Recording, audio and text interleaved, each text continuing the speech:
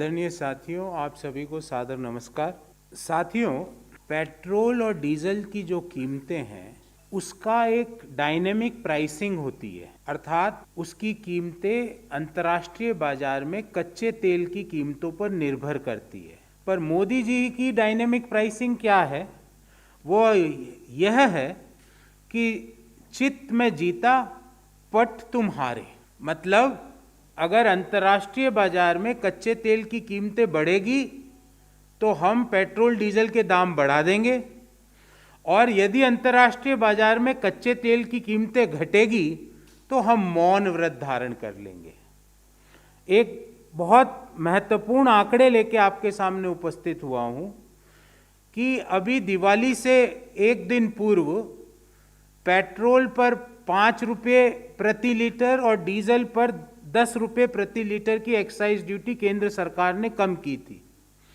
पर उस दिन से लेकर आज तक कच्चे तेल की कीमतें देश में पेट्रोल में 8 रुपये प्रति लीटर कम हो गई, पर सरकार ने कीमतें कम नहीं करी। 5 रुपये प्रति लीटर की कमी का पेट्रोल में झुंझुना थमाकर देशवासियों को कच्चे तेल के दामों में हुई 8 रुपये प्रति लीटर की कमी से मोदी सरकार ने वंचित कर दिया। साथियों, एक आंकड़ा और मैंने कैलकुलेट किया, उसके बारे में भी आपको विस्तार से बताऊंगा कि अगर पेट्रोल और डीजल की एक्साइज ड्यूटी को 2014 के स्तर पर ला दिया जाए और कच्चे तेल की कीमतों में जो घटत हुई है उसका लाभ देशवासियों को दे दिया जाए तो डीजल में 25 रुपये 24 पैसे प्रति लीटर और पेट्रोल में 26 रुपये 42 पैसे प्रति लीटर की कमी की जा सकती है।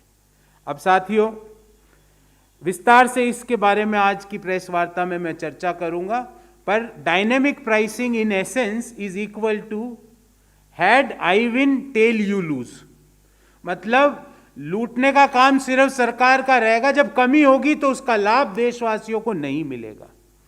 एक तरफ तो सारी आवश्यक वस्तुओं के दाम दिन ब दिन बढ़ रहे हैं, भले ही वो कपड़े हो, जूते हो, खाने का तेल हो, गैस सिलेंडर हो, भले ही वो सब्जियों के दाम हो, भले ही वो चाय पत्ती हो, भले ही वो राजमा हो, भले ही वो दलहन हो। पिछले 7 सालों में कैसे इन चीज़ों के दाम बढ़े।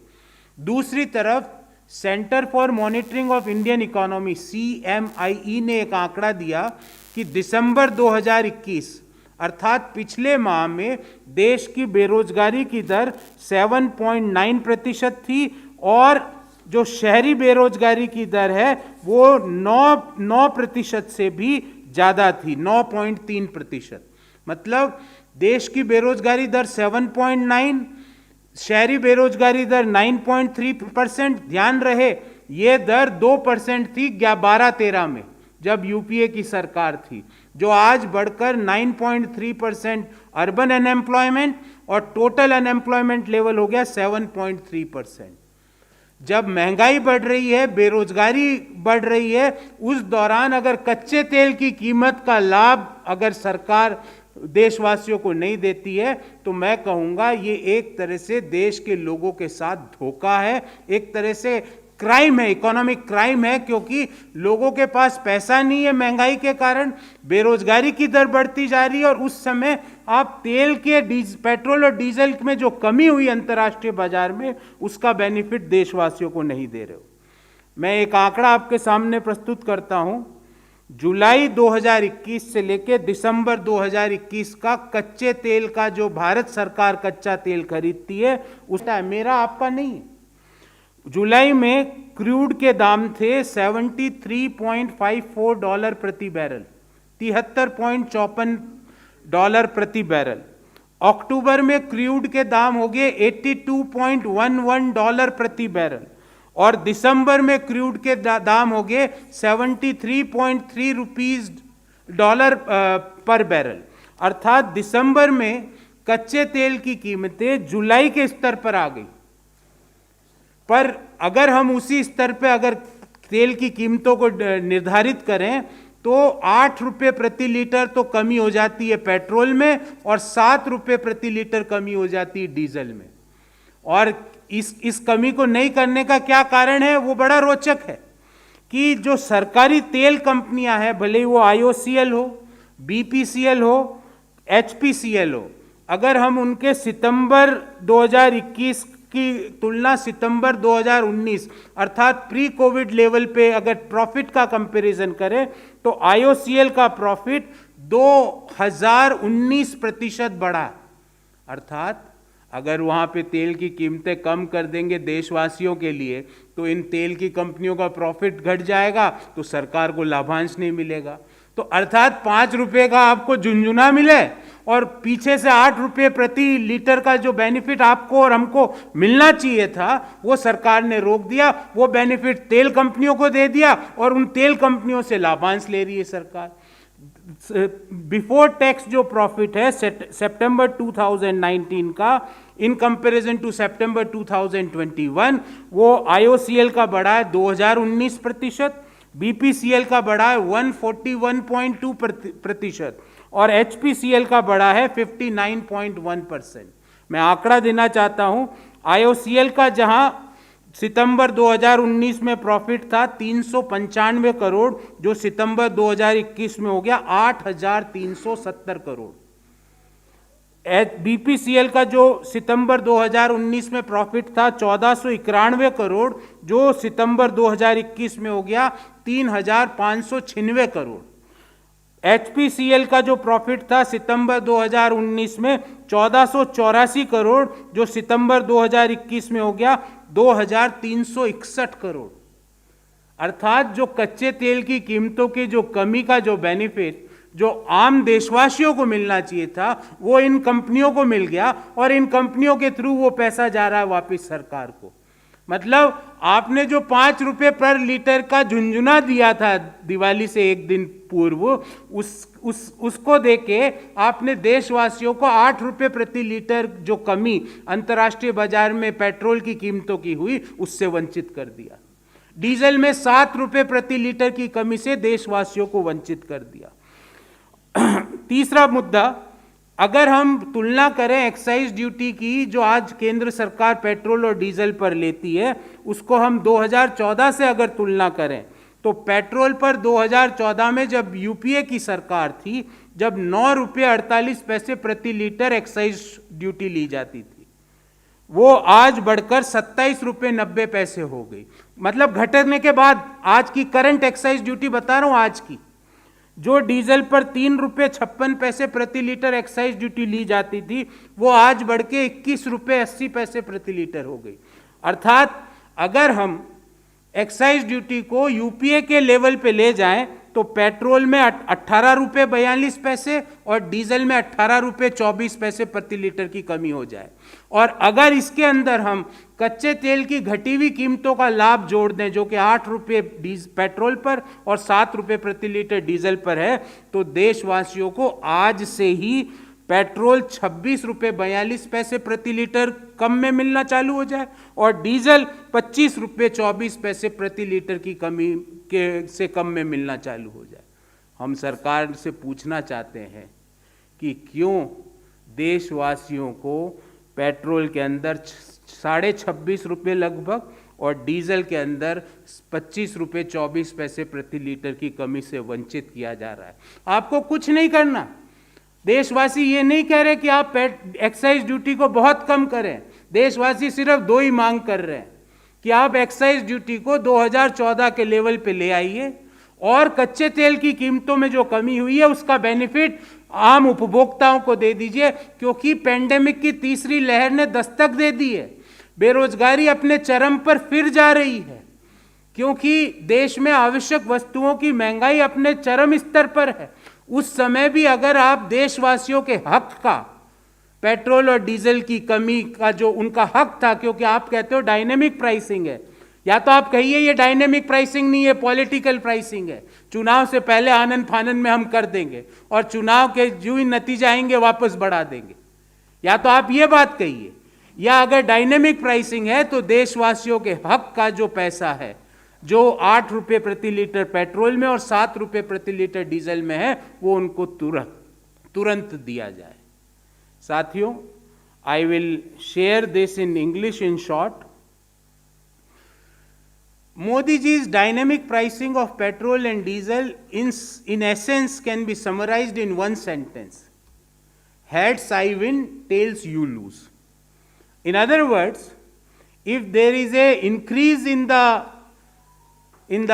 crude oil prices in international market, the increase will be transferred to the final consumer. But if there is a downfall in the crude oil prices in the international market, the benefit will not be shared with the final consumer. Today, we had done one study and I am sharing that particular study with you all. Before Deepavali, Modi government had reduced the excise duty on petrol by 5 rupees per litre. But in international market, the price of petrol got reduced by 8 rupees per litre, the benefit of which is not transferred to the final consumer. If this is not a fraud with the people of our country, then what it is? We want to say that if Modi government can maintain the excise duty which was levied in the year 2014 on petrol and diesel and can transfer the benefit of the fall in the crude oil prices, the petrol prices will reduce by 26 rupees 42 paisa per litre and diesel prices will come down by 25 rupees 24 paisa per litre. We want to share with you one research finding, and that finding is like this, that the crude oil prices for Indian basket from July to December, the crude oil prices in November 2021 was $80.6 per barrel, which was in December is $73.3 per barrel. When crude oil prices got reduced in the month of December only by $7.34 per barrel, what benefit final consumers got? Answer is none, zero. And as per the calculation which we are sharing with you, if this benefit is shared with the ultimate consumer, the petrol prices will come down by 8 rupees and diesel prices will come down by 7 rupees a litre. Instead of this, what Modi government is doing, what this particular the reduction in the crude oil prices in the international market, that reduction is going in the profit kitty of the oil PSUs. You will be surprised that the profit of oil PSUs in September 2021 vis-a-vis September 19 had increased by more than 20 times. IOCL profit got increased by 2019%. BPCL profit got increased by 141.2%. HPCL profit got increased by 59.1%. Indirectly, instead of giving benefit to final consumer, government is giving that or adding that reduction or downfall in the crude oil prices as a profit of the PSUs. And this profit of PSUs is directly going in the form of dividends to the government of India. So if this is not a fraud with the people of our country, then what it is?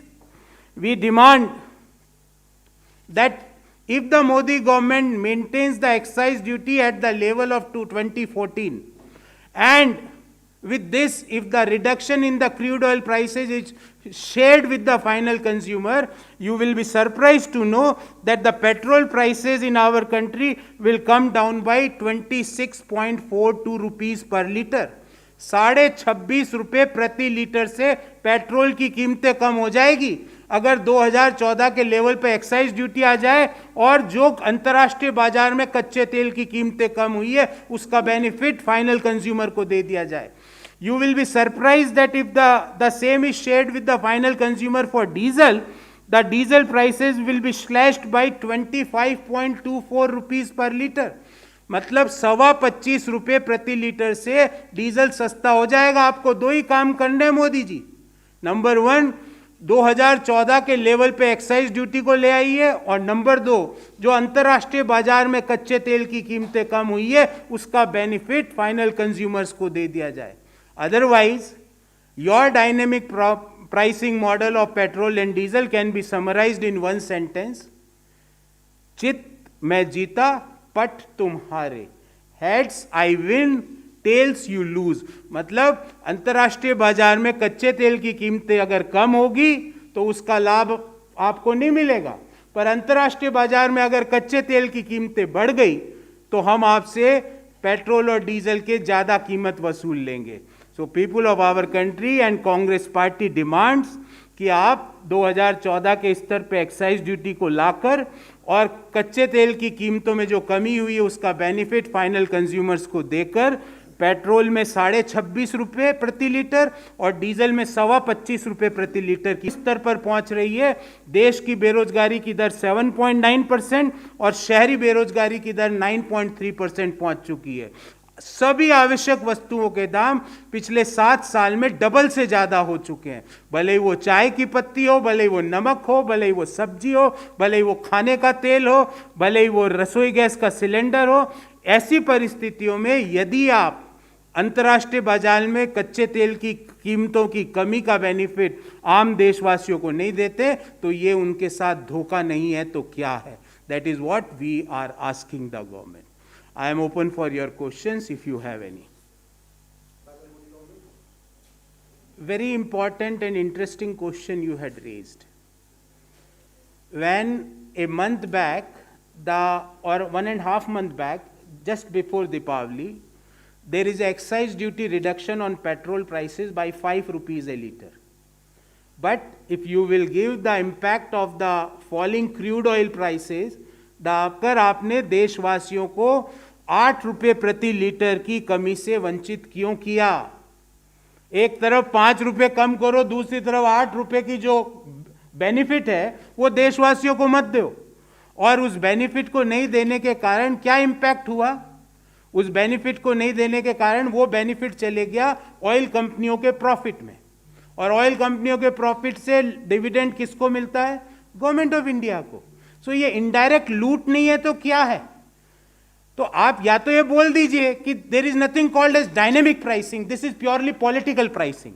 Either you clear it out the point which you had raised. कच्चे तेल की कीमतें भले ऊपर जाए नीचे जाए, हमारी जब इच्छा होगी जब हम घटा देंगे, जब हमारा हिमाचल से सूपड़ा साफ हो जाएगा तो हम घटा देंगे, और अगर सूपड़ा साफ नहीं होगा तो देश के ऊपर बोझ लादते रहेंगे, क्योंकि हमारे पास और रेवेन्यू के सोर्स नहीं है। हमने काम धंधे जीडीपी का नीचे बैठा दिया।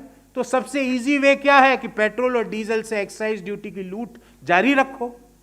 तो हम यही तो कह रहे हैं कि जब कमी हुई दिसंबर महीने में अंतर्राष्ट्रीय बाजार में कच्चे तेल की कीमत 7.35 डॉलर प्रति बैरल कम हुआ। उसका इंपैक्ट यह आता है कि पेट्रोल की कीमतें 8 रुपये पर लीटर और डीजल की कीमतें 7 रुपये पर लीटर कम होनी चाहिए थी। क्यों नहीं हुई मोदी जी? क्यों? आप किसका इंतजार कर रहे हो? तो आपका सिस्टम क्या यही है क्या? Head I win tail you lose, चित में जीता पट तुम्हारे। मतलब देशवासियों को हमेशा हारना ही है। कच्चे तेल की कीमतें अगर बढ़ती है तो मैं आपसे ज्यादा पैसे ले लूंगा, कच्चे तेल की कीमतें कम होती है तो मैं मौन धारण कर लूंगा और रैलियों में भाग लेना चालू कर दूंगा। तो that is what we are trying to highlight, and as per our study and research, if you maintain the excise duty which was prevailing at 2014 when the UPA was in government, and if you transfer the fall or reduction in the crude oil prices to the final consumer, the petrol prices will be slashed by 26.42 rupees per liter and diesel prices will come down by 25 rupees 24 paisa per liter. In other words, अगर आप 2014 के excise duty के स्तर पर आ जाएं और कच्चे तेल की घटी हुई कीमतों का लाभ अंतिम उपभोक्ताओं को दे दें तो पेट्रोल की कीमतों में 26.5 रुपये लगभग प्रति लीटर की कमी हो जाएगी और डीजल की कीमतों में 25.25 रुपये प्रति लीटर की कमी हो जाएगी। मोदी जी, ये कमी क्यों नहीं कर रहे आप? आपको कौन रोक रहा है ये कमी करने? हम ये भी नहीं कह रहे कि आप एक्साइज ड्यूटी को यूपीए से भी कम कर दो, हम वो मांग नहीं कर रहे।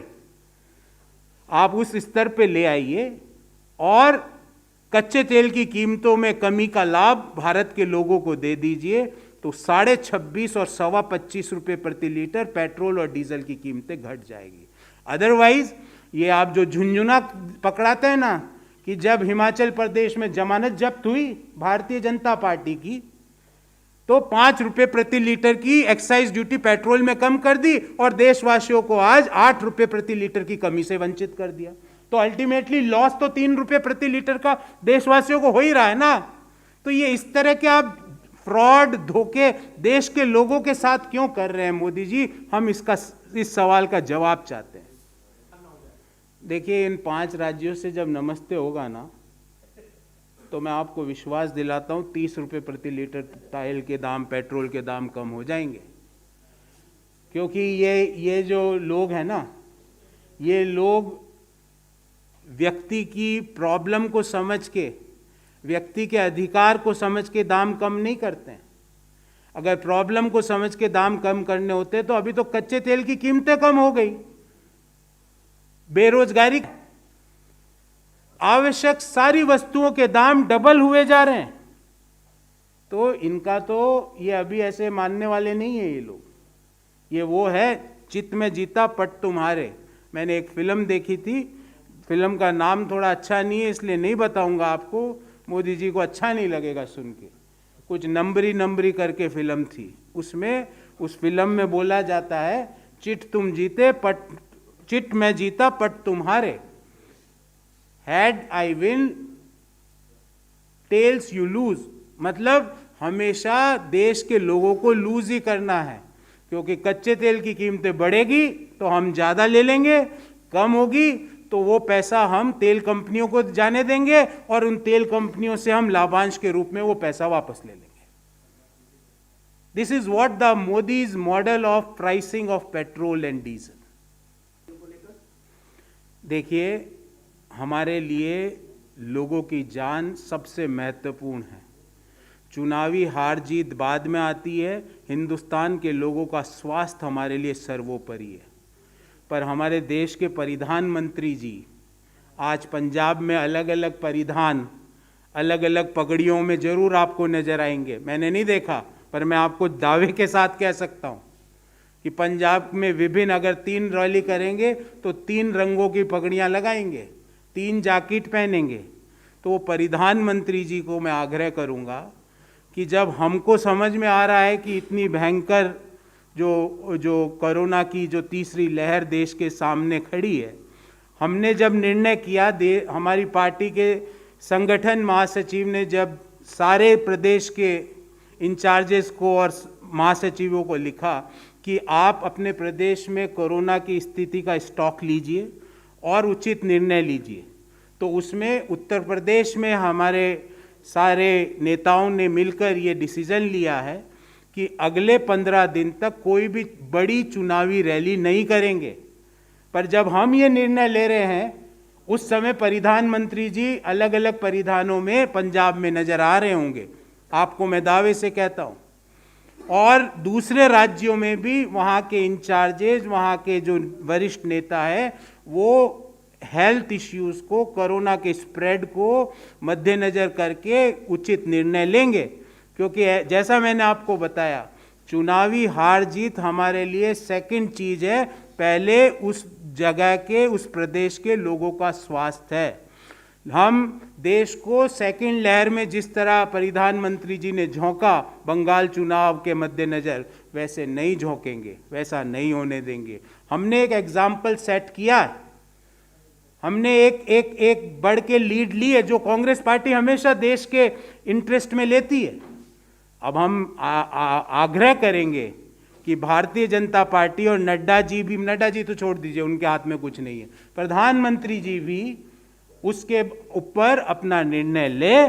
और ये जो चुनावी रैलियों में घूम रहे हैं और दूसरे कई और लोग भी घूम रहे हैं, कई किसी को कोरोना हो गया था, वो पंजाब में घूम रहे थे बिना मास्क, उनको भी हम आग्रह करेंगे कि आप क्यों अपने स्वास्थ्य को जोखिम में डाल रहे हैं, क्यों उस राज्य के हजारों लोगों के स्वास्थ्य को जोखिम में डाल रहे हैं। हमने लीड ली है, हमसे सीखिए, क्योंकि हमारे लिए राष्ट्र और राष्ट्र के लोगों का स्वास्थ्य चुनावी जीत हार से बहुत बहुत बहुत ज्यादा इंपॉर्टेंट है। Nation and the health of the people of our country is very, very, very important than winning or losing a particular election, because we stands for the country. That is what Congress party is for. जैसा मैंने आपको कहा कि हमारे संगठन महासचिव ने सारे के सारे महासचिव और इंचार्जेस और प्रदेशाध्यक्ष को एक पत्र लिखा है और उनको कहा है कि please take appropriate decision based on the health emergency and urgency in that particular state. तो पंजाब, उत्तर प्रदेश में हमने ये निर्णय लिया है, तो हम ये थोड़ी कह रहे हैं कि दूसरे राज्यों में हम नहीं लेंगे। हम कह रहे हैं हम स्थिति का अध्ययन कर रहे हैं, पर हमने लीड तो ली है ना। दूसरे राज्य के तो खुद एक राज्य के मुख्यमंत्री जो उस पार्टी के भी इंचार्ज और सब कुछ वही है, वो खुद हो गए, पर उन्होंने नहीं लिया ना। भारतीय जनता पार्टी, जिसके पास केंद्र सरकार के पास सारा कोरोना का डाटा है, उनके पास तो हेल्थ एक्सपर्ट्स की राय भी है, वो सब, ये मेरी गारंटी है। अगर वो 3 जगह रैली कर रहे हैं तो 3 जैकेट, 3 तरह, 3 रंगों के अलग अलग जैकेट, 3 रंगों के अलग अलग कुर्ता और 3 रंगों की अलग अलग पगड़ी बांध के प्रधानमंत्री पंजाब में घूमेंगे बिना मास्क के।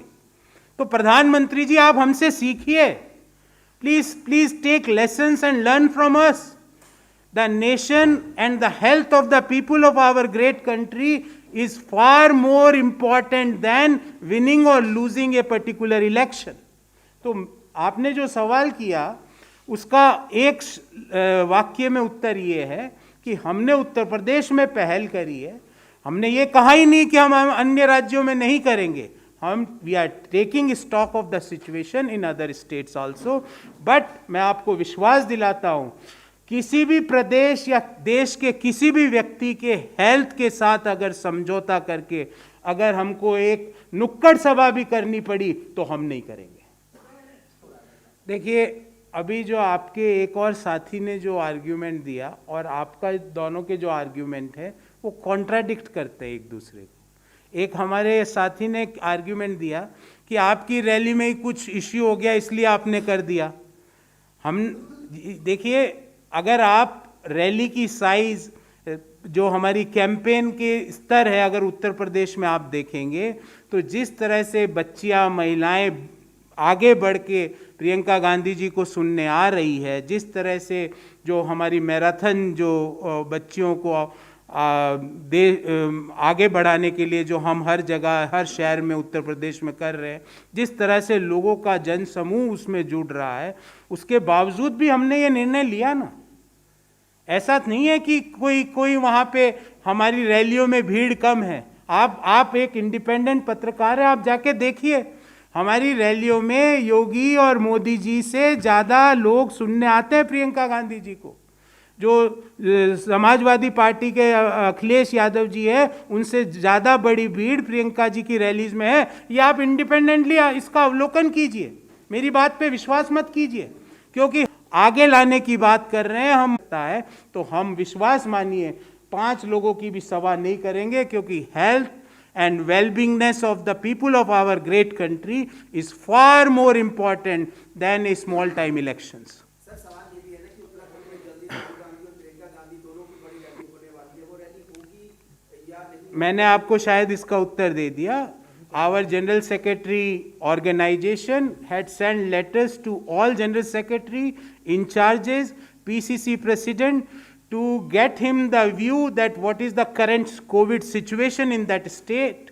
After taking that perspective into consideration, we will take appropriate decision. But I would like to repeat once again that for Congress Party, the health and well-beingness of the people of our great country is far, far and far more important than winning or losing a small time elections.